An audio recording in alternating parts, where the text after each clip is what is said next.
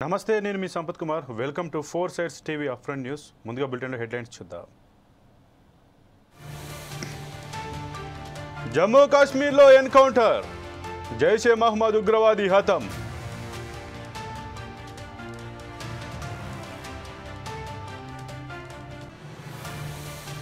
శంషాబాద్కు bomb బెదిరింపు mail fake అని తేల్చిన అధికారులు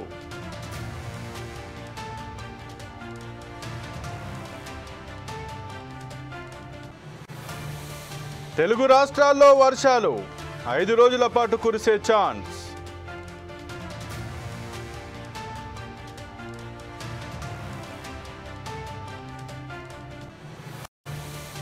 తిరుమలలో భక్తుల రద్దీ సాధారణం శ్రీవారి దర్శనానికి 6 గంటల సమయం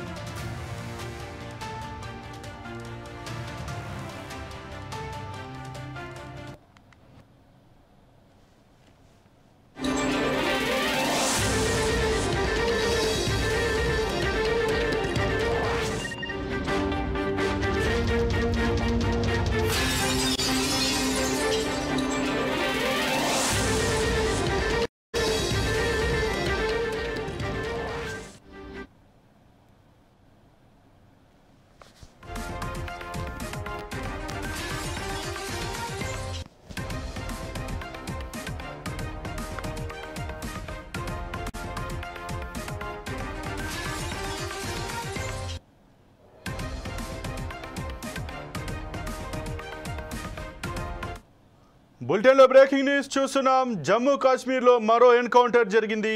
ఈ ఎన్కౌంటర్లో ఉగ్రవాది హతమయ్యాడు. ఉగ్రవాదుల కోసం గాలింపు కొనసాగుతోంది. పుల్వామా జిల్లాలోని త్రాల్ ప్రాంతంలో ఉగ్రవాదులు ఉన్నట్లు నిఘా వర్గాల నుంచి సమాచారం వచ్చింది. దీంతో భద్రతా బలగాలు తనిఖీలు చేపట్టాయి. ఈ క్రమంలోనే నాదిర్ గ్రామంలో గాలింపు చేస్తుండగా ఉగ్రవాదులు కాల్పులు జరిపారు. దీంతో భద్రతా సిబ్బంది ఎదురుకాల్పులు చేపట్టారు. ప్రస్తుతం ఎన్కౌంటర్ కొనసాగుతోంది. ఇప్పటి వరకు ఉగ్రవాది హతమైనట్లు తెలుస్తోంది. జైషే మహమ్మద్ ముఠాకు చెందిన మరో 3 ఉగ్రవాదులు కూడా చిక్కినట్లు సమాచారం.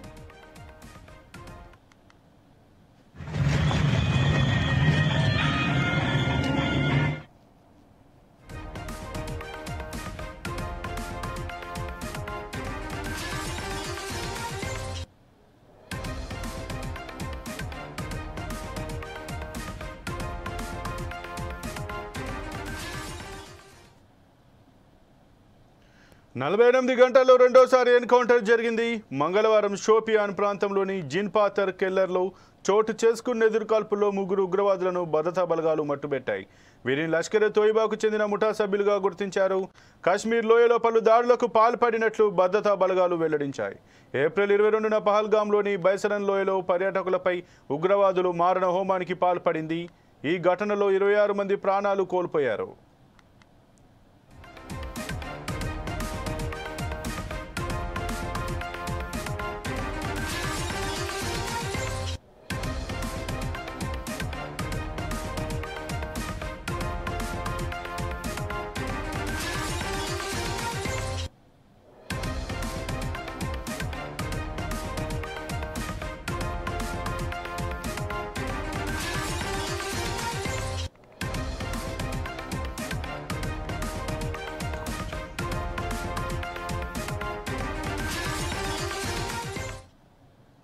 జమ్మూ కాశ్మీర్లో మరో ఎన్కౌంటర్ జరిగింది. ఈ ఎన్కౌంటర్లో ఉగ్రవాది హతమయ్యాడు. ఉగ్రవాదుల కోసం గాలింపు కొనసాగుతోంది.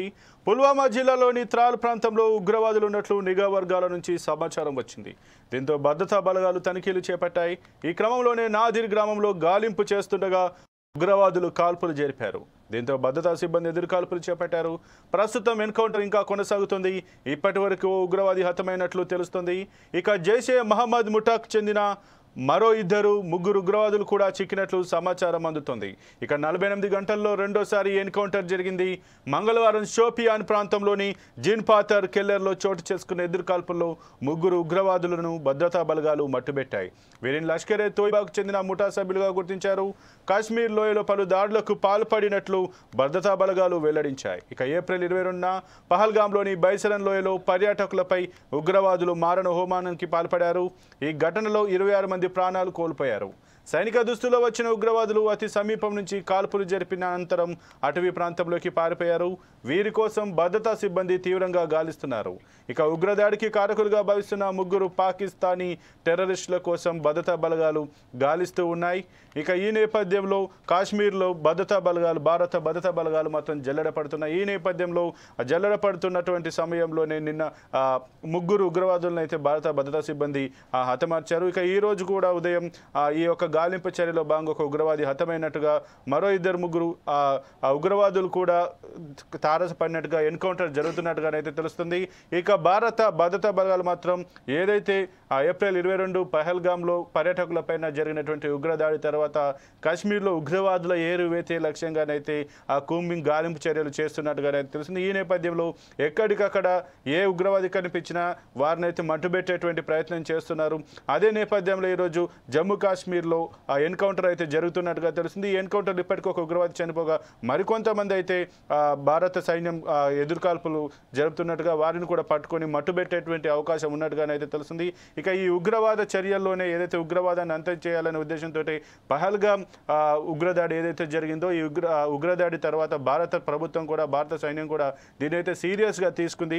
ఈ నేపథ్యంలోనే ఆపరేషన్ సింధూర్ కూడా నిర్వహించి ఆ పిఓకేలోని ఆ ఉగ్రవాద స్థావరాలపైన కూడా భారత్ మెరుపు దాడి చేసి దాదాపు 100 మంది ఉగ్రవాదులను కూడా హతం చేసింది. ఆ తర్వాత ఈ ఆపరేషన్ సింధూర్ కారణంగా భారత్ పాక్ మధ్య యుద్ధ వాతావరణం రావడం, 2 రోజులు 3 రోజులు యుద్ధం కూడా కొనసాగడం, ఆ తర్వాత యుద్ధ కాల్పుల విరమణ కూడా జరగడం వంటి అంశాలు అయితే చూస్తున్నాం. ఇక ఏదైతే కాల్పుల విరమణ ఒప్పందం జరిగిన తర్వాతకి మాత్రం ఆపరేషన్ సింధూర్ ఇంకా కొనసాగుతూనే ఉంటుంది. ఉగ్రవాద వేట మాత్రం ఖచ్చితంగా భారత్ చేస్తూనే ఉందంటూ కూడా ఆ ప్రధాని మోడీ కూడా చెప్పినటువంటి పరిస్థితి. ఈ నేపథ్యంలో కాశ్మీర్లో మళ్ళీ పర్యాటక రంగాన్ని పునరుద్ధరింపచేసి అలాగే పర్యాటకులకు నమ్మకం కల్పించే విధంగా మాత్రం కాశ్మీర్లో ఎటువంటి ఉగ్ర కార్యకలాపాలు కావచ్చు, ఒక్క ఉగ్రవాది కూడా ఉండకూడదు అనే నేపథ్యంలోనే భారత భద్రతా బలగాలు అయితే ఉగ్ర వేట కోసం అయితే కొనసాగుతున్నాయి. వారి యొక్క ఆ గాలింపు చర్యలు కూడా ఇంకా కొనసాగుతూనే ఉన్నాయి. ఈ నేపథ్యంలోనే ఇవాళ ఉదయం ఏదైతే ఎన్కౌంటర్ జరిగిందో అందులో ఒక ఉగ్రవాది కూడా చనిపోయినట్టుగా తెలుస్తోంది.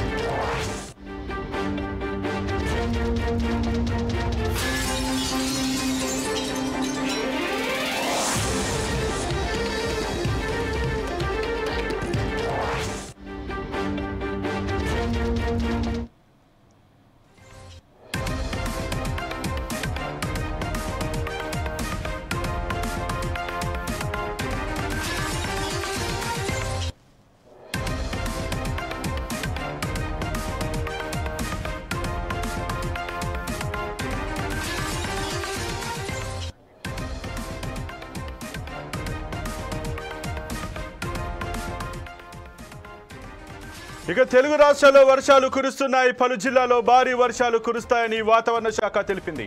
ఉరుములు మెరుపులతో కూడిన వర్షాలు కురిసే అవకాశం ఉందని హెచ్చరించింది. తెలంగాణ విషయానికి వస్తే ఆదిలాబాద్, కొమరంభీం, ఆసిఫాబాద్, మంచిర్యాల, నిర్మల్, నిజామాబాద్, వికారాబాద్, సంగారెడ్డి, మెదక్, నల్గొండ, హైదరాబాద్ జిల్లాల్లో భారీ వర్షాలు కురిసే అవకాశం ఉంది. ఈ జిల్లాలోని ప్రజలు అప్రమత్తంగా ఉండాలని వాతావరణ శాఖ సూచించింది. అలాగే ఆంధ్రప్రదేశ్లో ఉమ్మడి తూర్పు గోదావరి, పశ్చిమ గోదావరి జిల్లాలు, అల్లూరి సీతారామరాజు జిల్లా, మన్యం జిల్లా, శ్రీకాకుళం జిల్లా, అనకాపల్లి జిల్లాల్లో వర్షాలు కురిసే అవకాశం ఉంది. రానున్న కొన్ని గంటల్లో ఈ ప్రాంతాల్లో భారీ నుండి అతి భారీ వర్షాలు కురిసే అవకాశం ఉన్నందున ప్రజలు తగిన జాగ్రత్తలు తీసుకోవాలని అధికారులు సూచిస్తున్నారు. ముఖ్యంగా లోతట్టు ప్రాంతాల ప్రజలు మరింత అప్రమత్తంగా ఉండాలని హెచ్చరికలు జారీ చేశారు. అత్యవసర పరిస్థితుల కోసం సిద్ధంగా ఉండాలని, ప్రయాణాలు వాయిదా వేసుకోవాలని సూచించారు.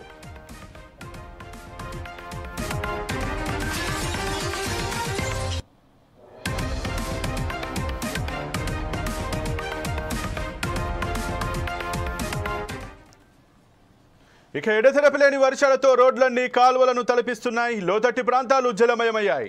జనజీవనం అస్తవ్యస్తమైపోయింది. ఏపీలో హిందూపురం, పరిగి, కదిరి మండలాల్లో వర్షం కురుస్తోంది.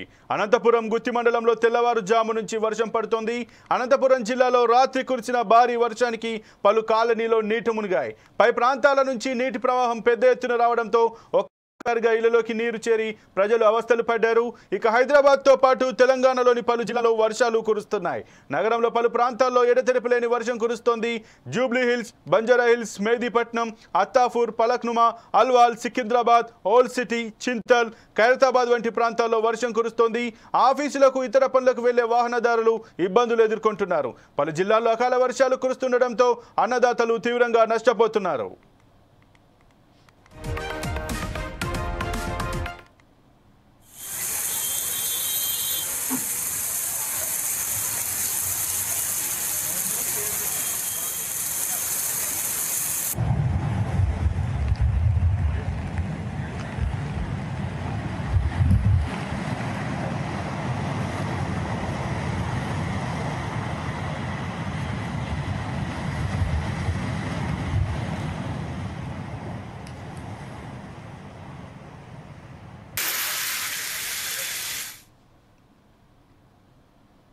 ఇక ఉన్నట్టుండి తెలుగు రాష్ట్రాల్లో వర్షాలు కురుస్తున్నాయి. ఈ రోజు ఉదయం నుంచి హైదరాబాద్ సహా తెలంగాణలోని పలు జిల్లాల్లో, ఆంధ్రప్రదేశ్లోని పలు జిల్లాల్లో కూడా వర్షాలు అయితే కురుస్తున్నాయి. ఈ వర్షాల తాకిడికి వర్షాలు ఎక్కువగా పడడంతో అయితే రోడ్లు కూడా కాలువలను అయితే తలపిస్తున్నట్టుగా తెలుస్తుంది.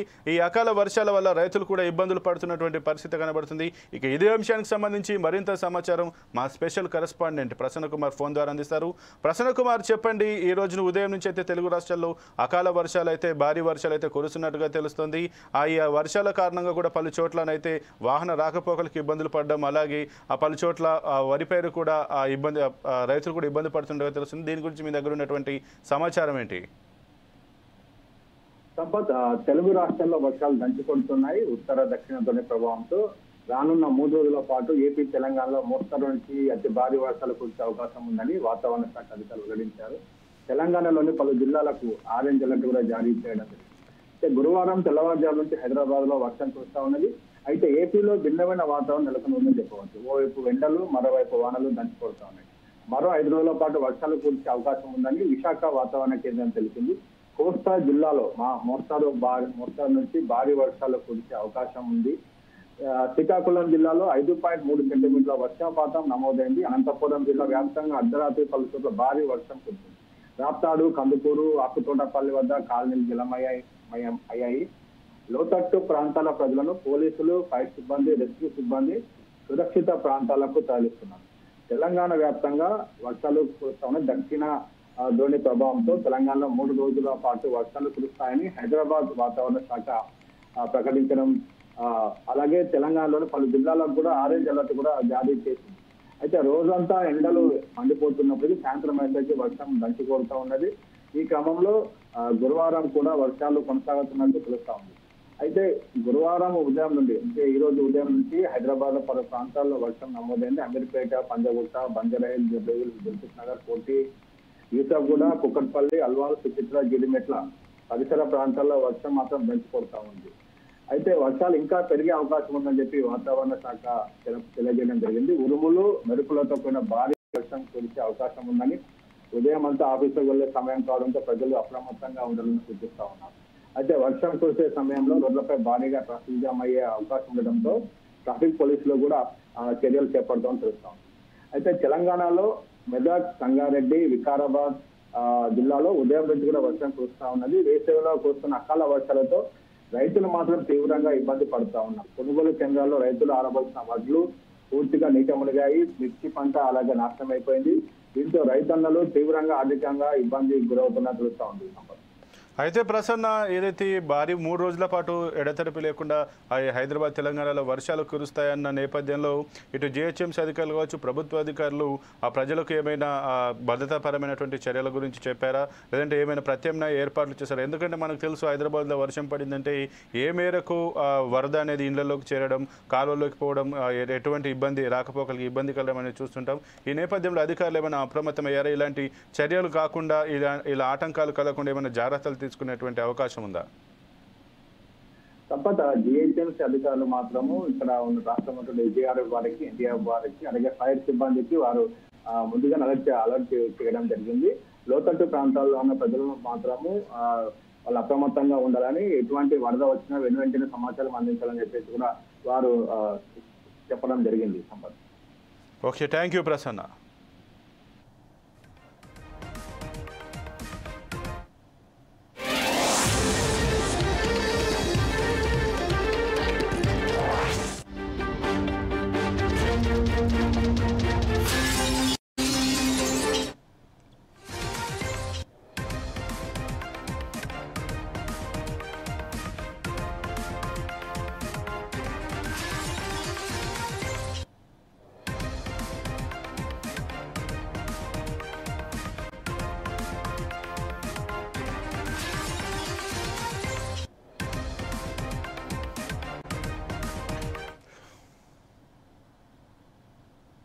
శంషాబాద్ ఎయిర్పోర్ట్ కు దుండగుల బాంబు బెదిరింపు మెయిల్ పంపారు. దీంతో ఎయిర్పోర్ట్ సెక్యూరిటీ సిబ్బంది అప్రమత్తమైంది. ఎయిర్పోర్ట్ లో తనిఖీలు చేపట్టారు. మెయిల్ పై దర్యాప్తు చేశారు. చివరికి ఫేక్ మెయిల్ అని అధికారులు గుర్తించారు. ఇప్పటికే దేశవ్యాప్తంగా ఉన్న ఎయిర్పోర్ట్లకు బెదిరింపులు వస్తున్నాయి. భారత్ పాక్ ఉద్రిక్తతల నేపథ్యంలో ఇలాంటి బెదిరింపులు ఎక్కువయ్యాయి. ఈ నేపథ్యంలో సైబర్ బెదిరింపులపై భద్రతా బలగాలు అప్రమత్తంగా వ్యవహరిస్తున్నాయి.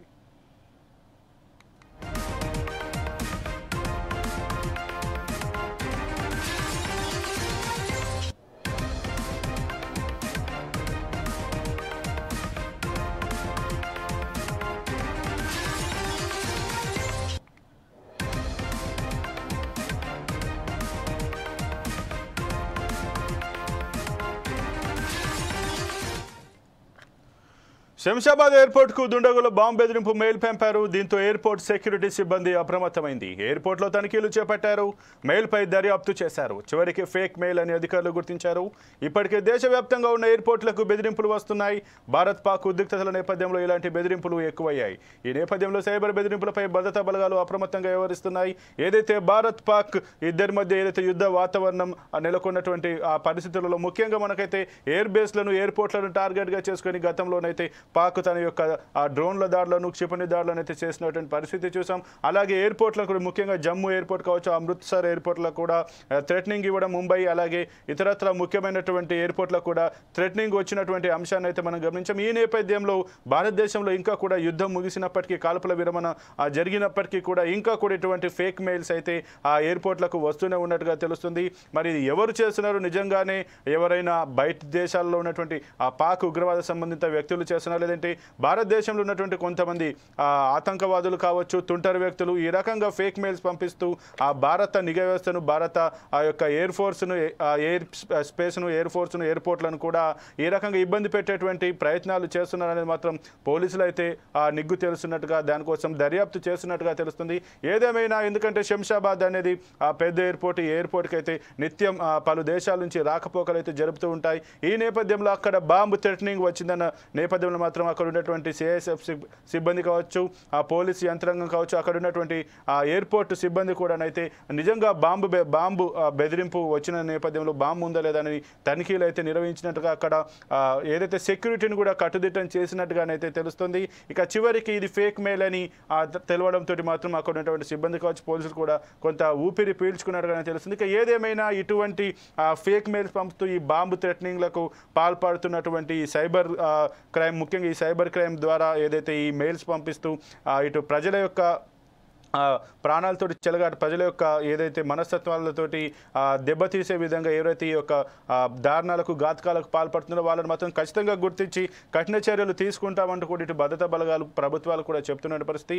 ఏదేమైనా పాక్ భారత్ ఏదైతే ఈ యొక్క కాల్పుల విరమణ జరిగినప్పటికీ కూడా అనుకోని ఇక్కడ ఉన్నటువంటి ఆతంకవాదులు కావచ్చు, ఉగ్రవాదులు కావచ్చు, ఇక్కడ మనం భావించేటువంటి స్లీపర్ సెల్స్గా పరిగణించబడుతున్న వాళ్ళు కూడా ఏమైనా ఆటంకాలకు దాడులకు కానీ ఆటంకాలకు పాల్పడేటువంటి అవకాశం ఉన్న నేపథ్యంలో మాత్రం ఇంకా భారతదేశంలోని అన్ని ఎయిర్పోర్ట్లకు కూడా సెక్యూరిటీని టైట్ చేసినట్టుగా, ప్రతిదీ క్షుణ్ణంగా అబ్జర్వ్ చేస్తున్నట్టుగానైతే మనకు తెలుస్తోంది.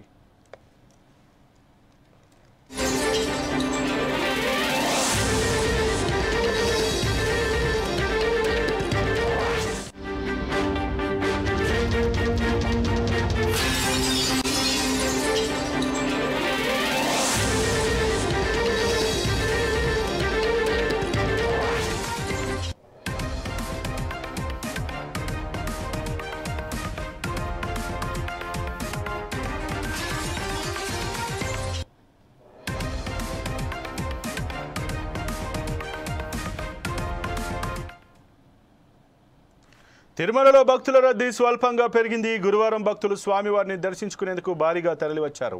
గత కొద్ది రోజులుగా భక్తుల రద్దీ సాధారణంగానే ఉంది. తాజాగా భక్తుల రద్దీ ఎక్కువైందని తిరుమల తిరుపతి దేవస్థానం అధికారులు తెలిపారు. మరోవైపు నేటి నుంచి సిఫార్సు లేఖలను తిరుమల తిరుపతి దేవస్థానం అధికారులు స్వీకరించనున్నారు. భక్తుల రద్దీ తగ్గడంతో తిరిగి సిఫార్సు లేఖలను స్వీకరించాలని నిర్ణయించారు. మే 1వ తేదీ నుంచి జూలై 15వ తేదీ వరకు సిఫార్సు లేఖలను స్వీకరించబోమని తెలిపింది. కానీ తమ నిర్ణయాన్ని పునఃసమీక్షించింది. ముఖ్యంగా తెలుగు రాష్ట్రాల రాష్ట్రాలకు చెందిన ఎమ్మెల్యేలు ఎంపీ ఎమ్మెల్సీల సిఫారసు లేఖలను నేటి నుంచి అనుమతిస్తారు. భక్తులకు రేపటి నుంచి సిఫారసు లేఖలపై దర్శనం లభిస్తుంది. ఈ రోజు తిరుమలలోని వైకుంఠం క్యూ కాంప్లెక్స్లోని 14 కంపార్ట్మెంట్లలో భక్తులు శ్రీవారి దర్శనం కోసం వేచి ఉన్నారు. ఉచిత దర్శనం క్యూ లైన్లోకి ఉదయం 7:30 గంటలకు టోకెన్లు లేకుండా ప్రవేశించిన భక్తులకు శ్రీవారి దర్శనం 7 నుంచి 8 గంటల సమయం పడుతుందని తిరుమల తిరుపతి దేవస్థానం అధికారులు తెలిపారు.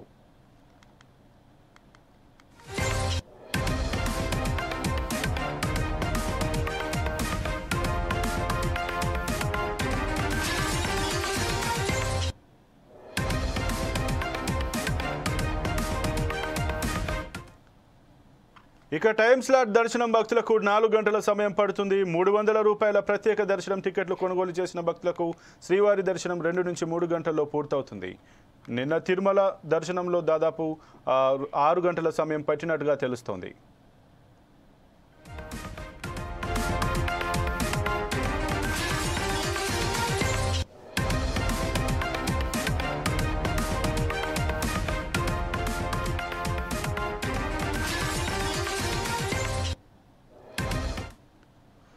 ఇక తిరుమలలో భక్తుల రద్దీ స్వల్పంగా పెరిగింది. గురువారం భక్తులు స్వామివారిని దర్శించుకునేందుకు భారీగా తరలివచ్చారు. గత కొద్ది రోజులుగా భక్తుల రద్దీ సాధారణంగానే ఉంది. తాజాగా భక్తుల రద్దీ ఎక్కువైందని తిరుమల తిరుపతి దేవస్థానం అధికారులు తెలిపారు.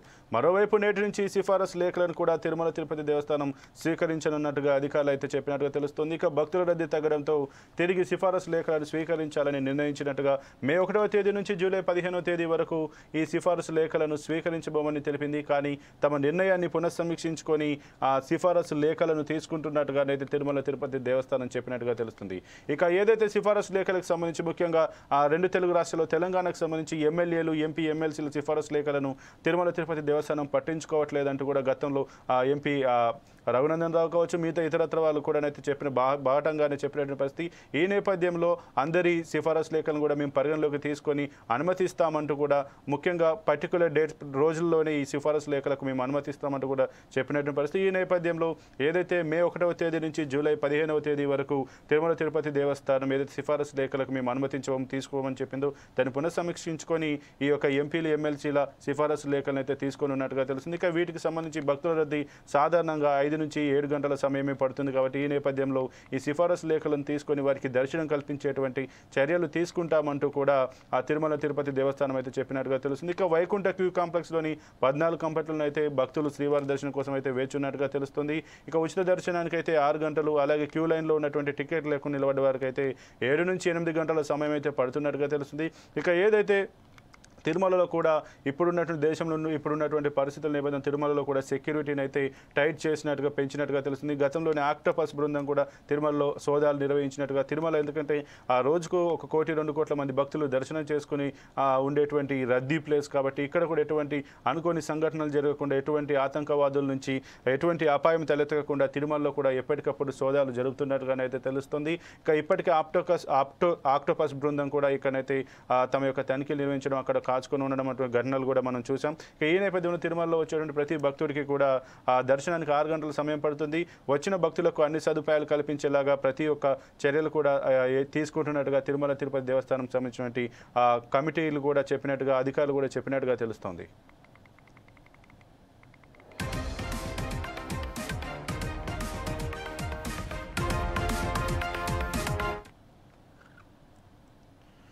తనను నమ్మిన వాళ్ళకి ఆలస్యంగా పదవులు దక్కుతున్నాయని కాంగ్రెస్ మహిళా నేత సునీతారావు ఆవేదన వ్యక్తం చేశారు. అద్దంకి దయాకరే దీనికి ఉదాహరణని చెప్పుకొచ్చారు.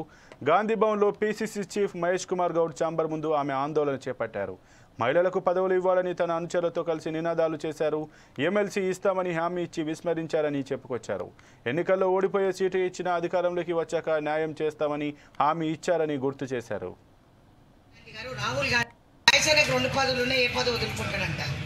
మరి మనకు పెడుతుండక్క చిక్కు, సరే నో ప్రాబ్లం, ఇవ్వద్దని చెప్పు. పార్టీలు ఇవ్వకండి, గవర్నమెంట్ ఇవ్వకండి. మరి 2 పదవులు ఒక అన్న అనుభవించినప్పుడు మరి ఈరోజు పీసీసీ వదిలేసి ముఖ్యమంత్రి వారిలో 1 పదవులు ఉన్నారు కదా. మరి మహేష్ అన్నని ఒక త్యాగం చేసి ఏ మహిళకన్నా ఇవ్వమని చెప్పండి. 33% మహిళలని ఎంకరేజ్ చేస్తుంది సోనియా గాంధీ గారు, రాహుల్ గాంధీ గారు, ఖర్గే గారు, కేసీ వేణుగోపాల్ గారు, అల్కలమ్మ గారు. నేను ఇది మా అధ్యక్షుల దృష్టికి కూడా తీసుకెళ్ళిన.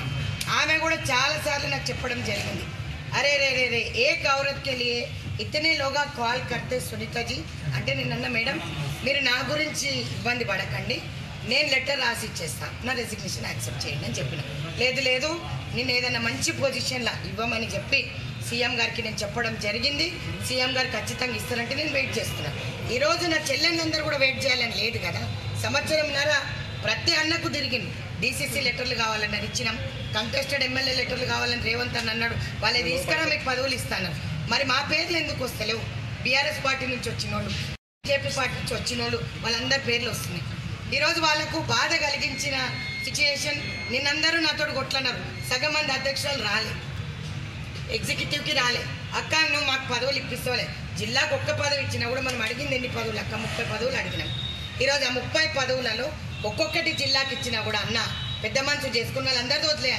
అక్క మేము పీసీసీ ఉన్నప్పుడు రేవంత్ అన్నకు చేసినాం మరి ఈరోజు బట్టన్నకు చేసినాం బట్టన్న పాదయాత్రకు తిరిగినాం మరి ఉత్తమన్న చెప్పిన మాటలు విన్నాం మరి రేవంత్ అన్న వాటి వింటున్నాం మరి మనకి ఎందుకే రక్క ఏదైనా సరే బయట ఉన్న వాళ్ళకి ట్యాగ్ ఉంటేనే వేస్తున్నాను ఇంకో ప్రశ్న అడిగిన నన్ను మా చెల్లెను ఇంకా నేను ఏం చెప్పాలో నాకు అర్థం కావట్లేదు అక్క నా పక్కన రెడ్డి లేదు నేను ఎస్సీని సో నాకు ఇయ్యరా ఎస్సీ ఎస్టీ బీసీ మైనారిటీ అందరినీ ఒకటే విధంగా చూస్తారని నువ్వు ప్రతి దగ్గర చెప్తున్నావు మరి ఈరోజు అదే సామాజిక వర్గాల్లో మేము లిస్టు తీసుకొచ్చినారు వాళ్ళు నా ముందు పెట్టి ఇక ఇవి ఇప్పటివరకు బులెటిన్లో ఉన్న అప్డేట్స్ మరిన్ని అప్డేట్స్ కోసం చూస్తూనే ఉండండి 4 Sides TV.